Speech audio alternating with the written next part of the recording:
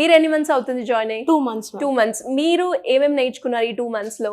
Main టెక్నికల్గా ma'am అంటే నాకు కొంచెం జావా ఇంట్రెస్ట్ ఉంది, బట్ అంతా నేర్చుకోలేదు కాలేజ్లో. సో టెక్నికల్గా డెవలప్ అవుతున్నాను. అండ్ కోడ్ ఇప్పుడు ఇచ్చిన రాసే ఏమైనా కాన్ఫిడెన్స్ బిల్డ్ అయ్యింది. వావ్. అండ్ ప్రాక్టీస్ సెషన్ వల్ల కూడా అది ఇంప్రూవ్ అయ్యింది. ఓకే, ప్రాక్టీసింగ్ ఎలా ఉంటుంది మీకు? అంటే మీరే చేస్తూ ఉంటారా ఇక్కడ ఫ్యాకల్టీ తోటి? అంటే మేము చేస్తూ ఉంటాము. ఎనీ డౌట్, ఎప్పుడు ఏ డౌట్ వచ్చినా వాళ్ళు అవైలబుల్గా ఉంటారు. అవైలబుల్ గా ఉంటారు. Yes, వాళ్ళ ma'am. టీచింగ్ విధానం ఎలా ఉంది ఇక్కడ? బాగుంటుంది మ్యామ్, బాగుంటుంది. ఎక్సలెంట్గా ఉంటుంది.